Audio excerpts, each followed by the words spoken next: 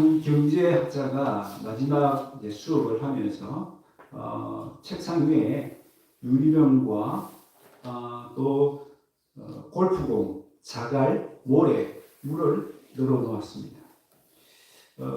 교수는 먼저 골프공을 유리병에 담았습니다. 그리고 학생들에게 물었습니다. 다 채워졌나요? 예, 다 채워졌습니다.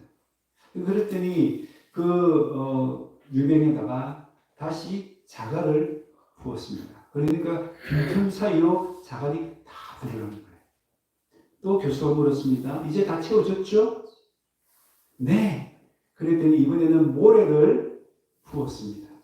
그랬더니 모래도 다 들어가는 거예요. 그 틈틈을 다 찾아서. 이번에 또 물었습니다.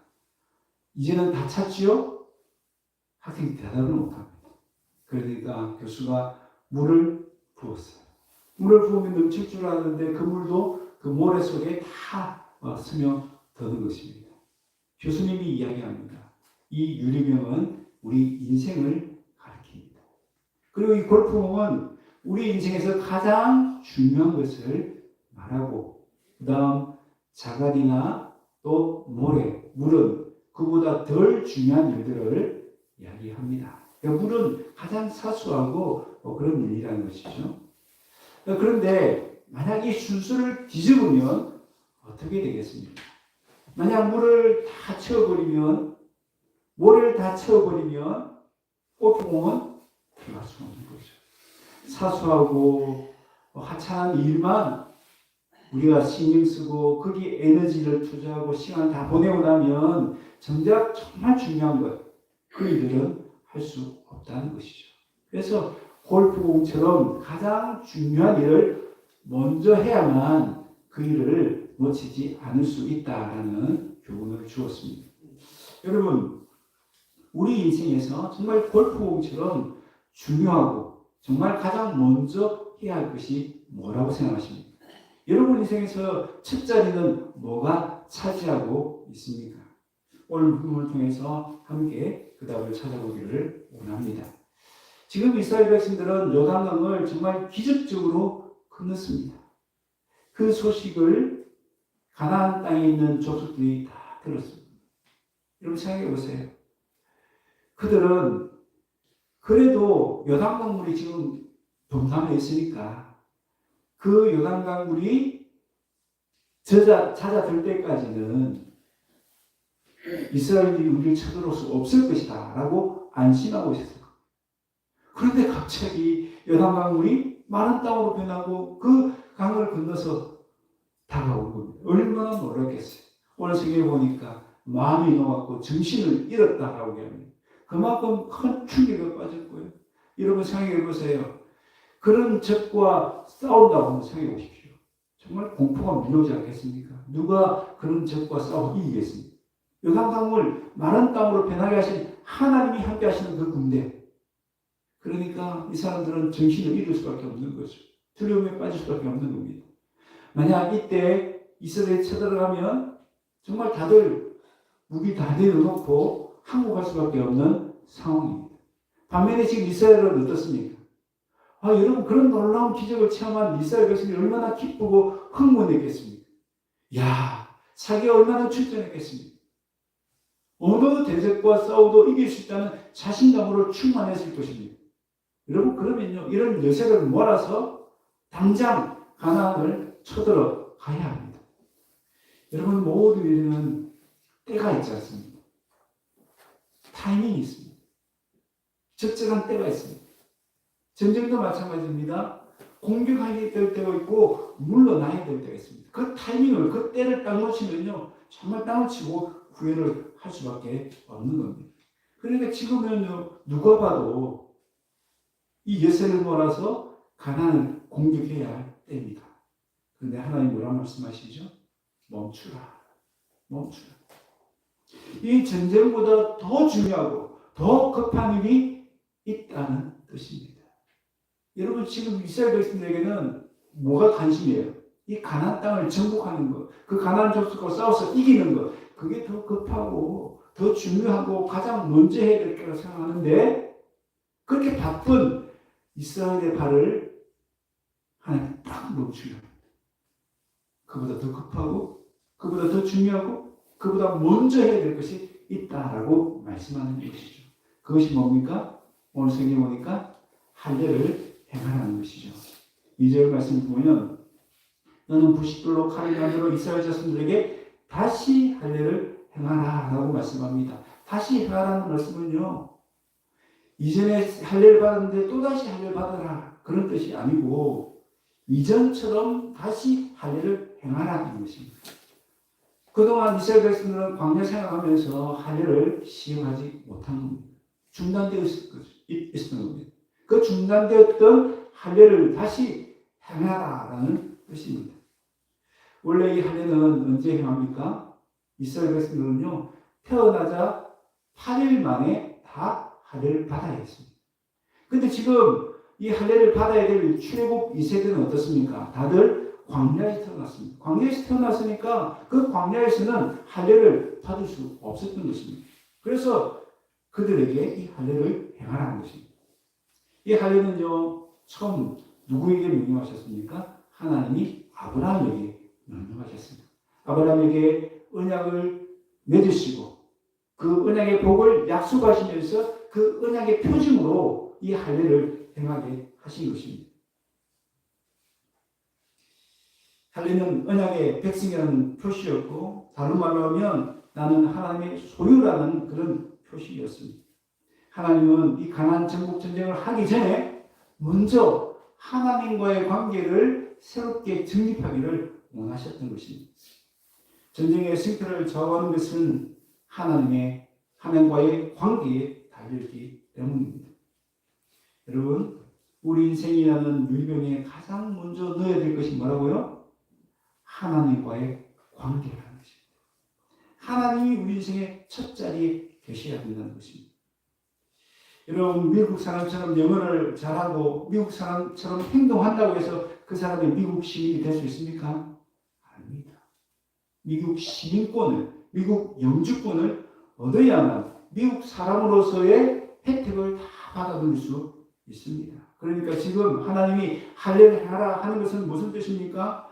아브라함과 맺으셨던 그 약속의 복을 주시기 위해서 먼저 할례를 행하라고 명령하신 것입니다. 그런데 이스라엘 백성들의 입장에서 생각해보면 어떻습니까? 하나님 할례 좋습니다. 할례 받는 거 너무 감사합니다. 너무 큰 은혜입니다. 그런데 하필 왜 여기 지금입니까? 그렇지 않습니까? 지금은 어떤 때죠? 적을 코앞에 두고 있는 상황입니다. 적이 우리를 다 지켜보고 있는 상황이에요. 그렇죠? 이스라엘 백성이 요단강을 건넜다는 것을 안다는 건 뭐예요? 그들이 계속 이스라엘 백성들을 주시하고 있었다는 것입니다. 보고 있다는 거예요. 그들이 보고 있는 그 앞에서 할례를 행한다. 할례가 뭡니까? 할례는 남성의 생식기에 표피를 자르는 겁니다. 여러분, 할례를 받으면요, 엄청 고통스럽습니다. 걷기도 힘들 정도예요. 그 할례로 인한 상처가 낫기까지는 제대로 싸울 수도 없어요. 만약에 그때 가나안 소식이 쳐들어오면 이스라엘은 그냥 전멸할 수밖에 없는 그런 상황입니다. 그런데 그때 하라는 거예요. 그때. 왜 하나님 그때 하라고 하십니까? 그때가 바로 하나님의 때이기 때문입니다. 하나님의 때가 가장 좋은 때이기 때문입니다. 우리는 하나님 백성으로서 내 속도가 아니라 하나님의 속도에 발을 맞춰야 합니다. 여러분, 예수님도 태어날 때 때를 맞추어서 태어나셨습니다. 갈라디아서 4장 4절을 보면 때가 참에 하나님이 그 아들을 보내사라고 말씀하셨습니다. 때를 딱 맞추셨어요. 예수님도 세례를 받으시거나 십자가에서 못 박혀 돌아가실 때 다 그 때를 맞추셔서 이렇게 하셨어요. 한번 예수님의 형제들이 예수님에게 당신이 정말 이 나라를 위해서 일하려고 하면 예루살렘에 지금 올라가야 된다. 6월절에 맞춰서 많은 사람이 보는 데 앞에서 말씀 전해야 된다. 라고 그렇게 답하겠을 때 뭐라고 말씀합니까? 요한복음 7장 8절 내 때가 아직 차지 못하였습니다. 예수님은 늘 때를 맞춰 사셨어요. 그리고 십자가를 딱 눈앞에 두었을 때는 죽음이 두렵다고 그 때를 미루지 않으셨습니다. 요한복음 17장 1절 아버지여 때가 이르사오니. 여러분 예수님은요 하나님의 때를 생각하면서 늘 조급하지도 않고 미루시지도 않으셨습니다. 여러분 우리도 마찬가지입니다. 우리도 하나님 때를 생각하면서 늘 조급하지 말아야 됩니다. 그런데 우리는 어떻습니까? 우리 국민들이 잘하는 게 뭡니까? 빨리빨리 아닐까요? 빨리빨리. 얼마나 조급합니까? 빨리 부흥하기를 원하고 빨리 성장하기를 원하고 빨리 좋은 성적 받기를 원하고 그런 마음들 우리 속에 얼마나 많이 있습니까? 근데 하나님은요 기다리게 하십니다. 우리 빨리 뭐가 되길 원하는데 하나님은 오히려 천천히 느리게 그 일을 행하시는 것을 볼 때가 많이 있습니다. 우리는 이 고통이 이 문제가 빨리 해결되기 원하고 우리의 긴급한 기도가 빨리 응답되기를 원하는데요. 하나님은 왜 그러실까 모르실 정도로 그때를 늦출 때가 많이 있습니다. 여러분 모세도 그랬어요. 모세도 이제 왕자로서 어느 정도 자리를 딱 차지하니까 이제 이스라엘 백성들을 구원하겠다 그런 마음이 들었어요. 그렇게 나섰습니다. 그런데 원치 않는 살인을 저질렀어요. 그로 인해서 광야로 도망을 갔습니다. 모세가 품었던 꿈과 미래는 그 광야의 바람과 함께 다 사라져버린 줄 알았습니다. 그런데 그 40년 정말 지루한 시간들 아닌가요?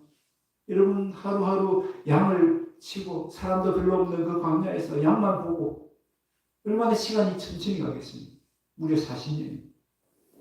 그런데 그 느리게 가는 그 40년 동안에 어떤 변화가 일어났습니다. 모세 안에 있던 허영심과 장한심이 다 무너졌습니다. 모세의 그 혈기가 하나하나 무뎌지기 시작했습니다.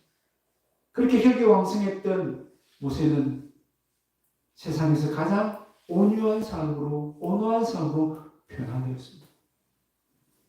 하나님 앞에서 납작 낮아져서 이제는 하나님의 손에 쉽게 쓸 수 있는 하나님의 사람으로 변화되었습니다.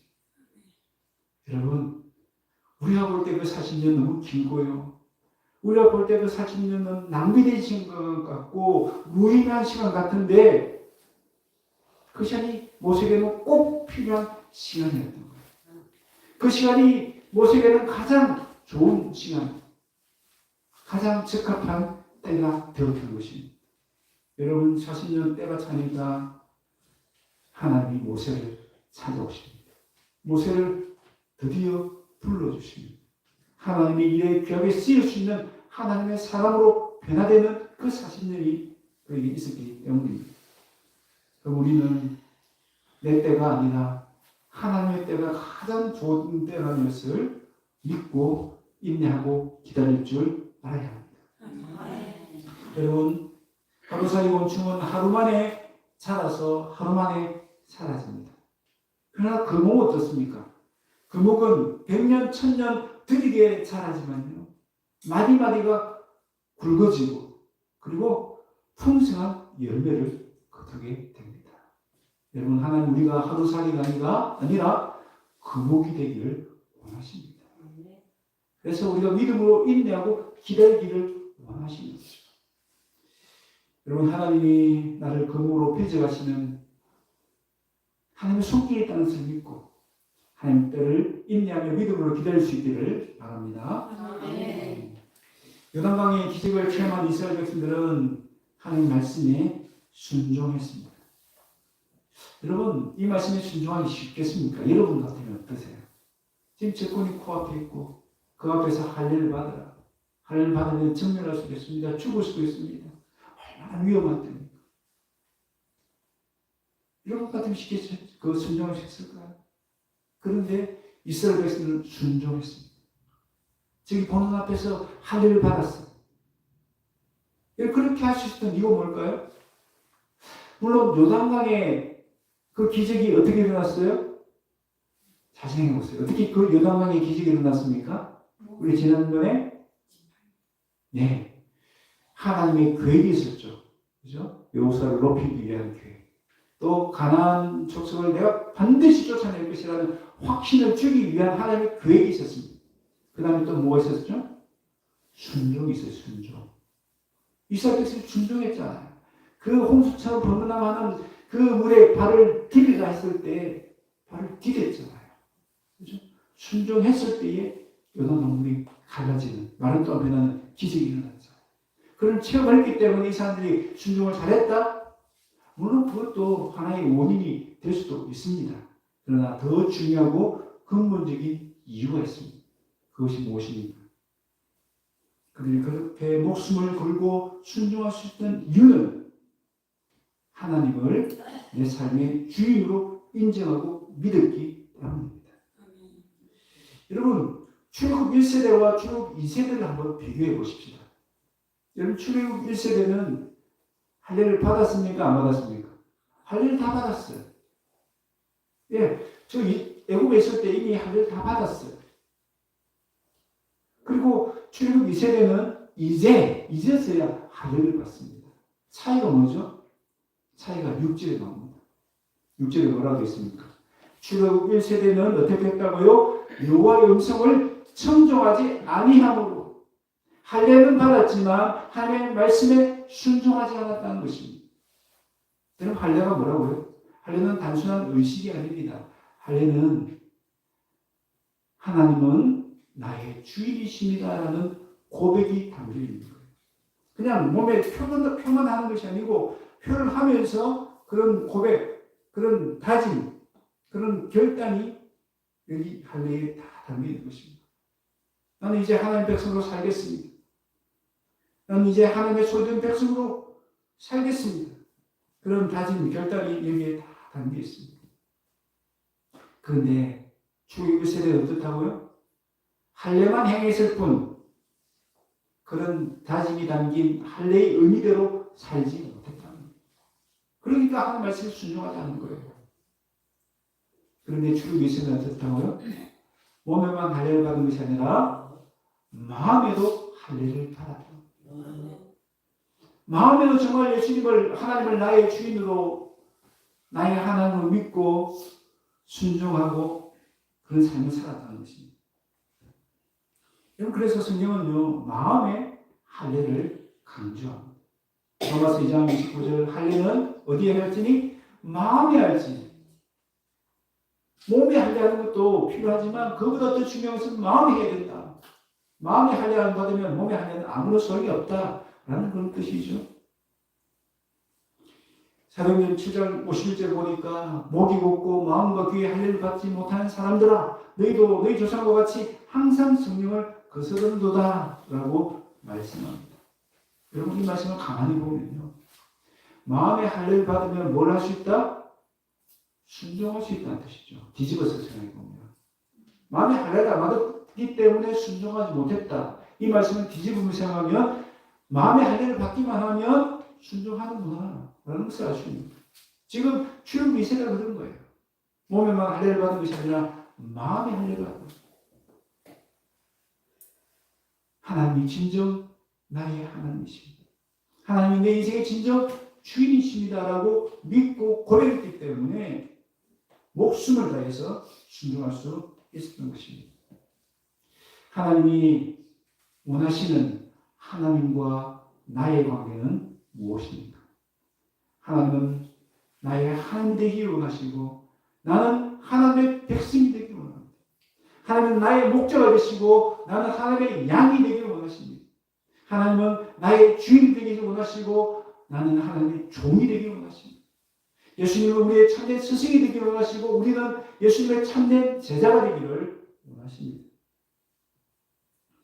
여러분, 우리는 이런 관계를 잘 맺고 있는지 점검해 봐야 됩니다. 하나님과의 관계를 가장 비유적으로 잘 보여주는 말씀이 요한복음 15장에 나오는 참 포도나무 비유입니다. 거기 보면 예수님이 이렇게 말씀하시죠. 나는 포도나무요, 너희는 가지라. 한번 생각해 보세요. 이 포도나무에 가지가 붙어 있어야 돼요, 떨어져야 돼요? 당연히 붙어 있어야만 많은 열매를 맺는 거예요. 그게 관계입니다. 관계. 하나님과 우리의 관계가 그렇게 포도나무에 가지가 붙어 있는 것처럼 좋은 관계, 바른 관계가 맺어졌을 때에 많은 열매를 맺습니다. 그런데 반대로 생각합시다. 그 포도나무에 가지가 떨어졌다. 그러면 그 가지는 어떻게 돼요? 죽죠. 쓸모없습니다. 그러면 그 나무 가지들은 다 모아서 어떻게 합니까? 농부가? 예, 모아서 불로 태워버리는 거죠. 여러분, 가만히 보세요. 하나님의 관계가 우리의 생명을 결정합니다. 하나님 관계가 얼마나 중요합니까? 하나님 관계가 그렇게 가지가 포도나무에 붙어 있는 것처럼 딱 붙어 있어야만 우리가 살 수 있는 거, 생명이 결정돼요. 하나님 관계가 또 우리의 삶의 풍성함을 결정합니다. 많은 열매를 맺는 그런 풍성한 삶을 결정하는 거예요. 그래서 우리는 무엇보다 이 하나님의 관계를 중요하게 생각하고 가장 먼저 신경을 써야 하는 것입니다. 하나님의 관심은 일이 아니라 관계에 있습니다. 하나님 우리가 일을 잘하는 것보다 먼저 하나님의 관계를 잘 유지하기를 원하십니다. 먼저 하나님을 사랑하고 경외하는 하나님의 사람이 되기를 원하십니다. 하나님의 영광을 위해서 충성하는 하나님의 종이 되기를 원하십니다. 예수님을 참된 스스로 믿고 따르는 참된 제자가 되기를 원하십니다. 여러분, 어떤 한 사람이 있습니다. 이 사람은요, 예배도 잘 드리고 11조도 정말 꼬박꼬박 잘 드리고 또 전도도 얼마나 잘하는지 정말 모범적인 신앙인입니다. 여러분, 하나님 보실 때 이 사람은 합격일까요? 불합격일까요? 합격이죠. 그건 우리 생각이에요. 예수님 당시에 그렇게 신앙생활 잘했던 사람들이 누구냐면 바리새인들이에요. 모든 사람들의 칭송과 인정을 받았습니다. 저 사람이라면 하나님 정말 사랑할 거야. 하나님 정말 귀하게 보실 거야. 근데 예수님이 그들 향해서 뭐라고 말씀하십니까? 이 독사의 자식들. 이 회치랑 무덤 같은 사람들. 무슨 뜻입니까? 겉으로는 회치니까 회를 칠했다는 것은 하얀 회를 얘기하는 거거든요. 그러니까 깨끗하고 정말 완벽하게 보여요. 그런데 그 안에 뭐가 있는 거예요? 무덤이니까 썩은 시체가 있는 거예요. 겉으로는 정말 신앙생활을 모범적으로 잘하는 것 같은데 실제는 뭐예요? 하나님을 사랑하지도 않고 하나님을 경외하지도 않고 하나님께 영혼 돌리지도 않고 하나님을 첫 자리에 모시지도 않고 자기가 첫 자리에 자기의 영광을 위해서 남들에게 보이기 위해서 그렇게 미션을 떨었다는 거죠. 그러니까 하나님 입장에서 볼 때는 얼마나 못된 그렇게 보이겠습니까? 괘씸하게 보이겠습니다. 여러분, 우리 신앙생활에 정말 중요하다고 생각하는 것이 있습니다. 가장 중요하고 근본적인 게 뭘까요? 예배입니다. 예배. 가장 기본적이고 근본적이고 중요한 것. 그것이 예배. 하나님 예배를 얼마나 기쁘게 생각하시는지 몰라요. 예배하기를 찾으신다라고 말씀하지 않습니까? 하나님 정말 예배를 기뻐해요. 그런데요, 그렇게 하나님 기뻐하시고 중요하게 생각하는 예배보다 먼저 해야 될 것이 있다라고 말씀하세요. 그게 뭘까? 그게 바로 하나님과의 관계입니다. 여러분 마태복음 5장 23절 24절 보면요, 이 형제와 뭔가 다툼이 있었던 것 같아요. 그래서 형제에게 뭔가 원망 들을 일이 있으면 예배 드리기 전에 먼저 화목을 도모하라라고 말씀합니다. 여러분 이것은 단순히 그 사람과의 관계만을 의미하는 것이 아니고 어떤 관계까지 나아가는 거죠? 하나님과의 관계까지 나아가는 거죠. 왜냐하면 이웃과의 관계는 하나님의 관계와 서로 연결되어 있기 때문에 요한일서 4장 20절. 여러분 형제를 미워하면 이건 거짓말이라고 했어요. 형제를 사랑하지 않는데 하나님을 사랑한다? 있을 수 없다는 말이죠. 무슨 뜻입니까? 하나님 이웃과 화목하지 못하면 하나님과의 관계에서도 문제가 있다는 뜻입니다. 그러니까 먼저 화목을 도모하라는 거예요. 예배가 중요하지만 그보다 먼저 뭐가 더 중요하다? 관계가 더 중요하다. 하나님과 관계가 더 중요하다는 거예요. 생각해 보세요. 예배를 드리는데 예배를 드리는 사람이 그 마음에 하나님을 사랑하는 마음도 없어요. 하나님을 경외하는 마음도 없어요. 하나님께 영을 돌리기 위한 그런 마음도 없어요. 그 예배는 하나님께서 얼마나 가증스럽게 드리는지 몰라요. 마음에도 없는데 그냥 입으로 사랑합니다. 제가 잘해줄게요. 이렇게 아부를 뜬다. 자기 욕심을 위해서 아부를 뜬다. 그걸 뻔히 보는 하나님이 좋아하실까요? 아니요, 좋아하지 않습니다. 예배 드리기 전에 우리는 먼저 뭘 점검해야 됩니까? 야, 정말 하나님을 사랑하는 마음이 있는가? 하나님 경외하는 마음이 있는가? 이 관계를 먼저 생각해야 돼요. 여러분, 예배뿐만 아니라 다른 것도 다 마찬가지입니다. 우리 섬기는 것, 충성하는 것, 헌신하는 것, 전도하는 것, 우리 그것 자체만 보잖아요. 그러나 그보다 먼저 하나님과 관계 속에서 정말 하나님을 사랑하는 마음으로 내가 다른 사람을 섬기는가? 정말 하나님의 영광을 위해서 내가 전도하고 헌신하고 있는가? 그게 더 중요한 것입니다.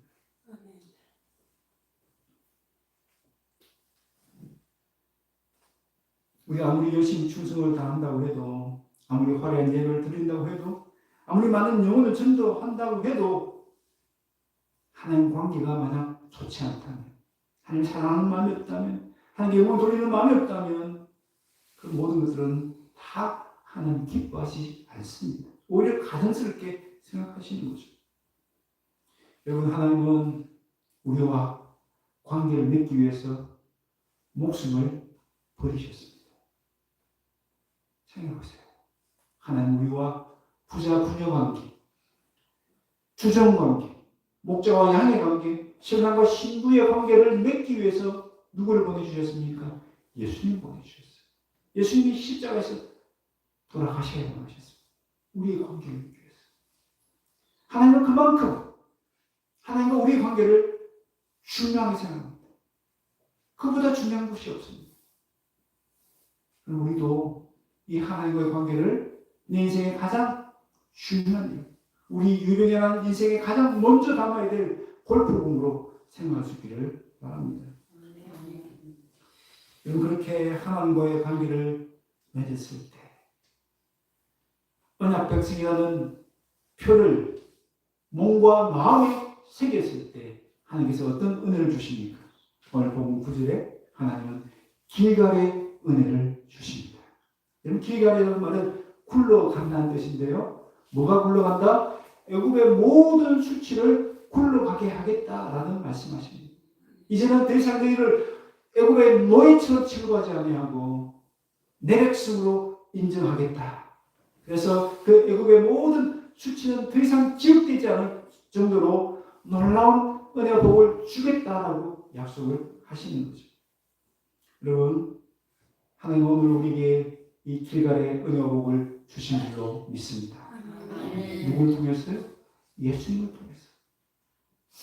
예수님이 십자가에 죽으심으로 애굽의 수치, 우리 몸에 있었던 죄의 종으로 했던 모든 수치들 다 굴러가게 하셨어요. 다 사라지게 하셨어요. 더 이상 우리가 죄의 종으로 살지 않아도 되는 그 은혜를 부어주셨습니다. 그뿐인가요? 아닙니다.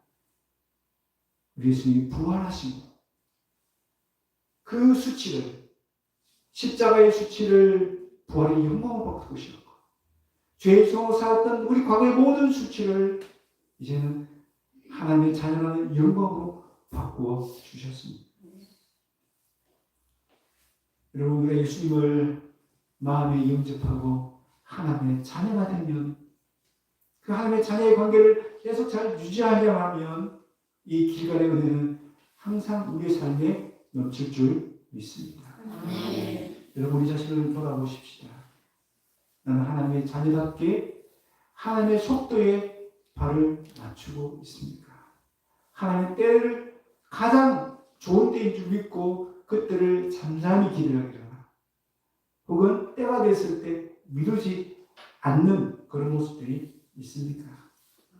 여러분, 우리는 하나님의 자녀이고 하나님의 자녀이기 때문에 이제는 우리 아버지 되시는 하나님의 음성에 귀를 기울게 될 줄 믿습니다. 아멘. 여러분, 우리가 하나님과 아버지 자녀의 관계를 잘 유지하면 주 기도문에 나와 있는 것처럼 그 기도에 응답해 주실 줄로 믿습니다. 아멘. 하나님을, 나의 하나님을 믿고 우리 하나님의 백성이라는 그 관계를 잘 유지하면 하나님이 그 백성들을 보호하시고 돌봐주시고 지켜주시는 그 은혜를 누리게 될 줄로 믿습니다. 아멘.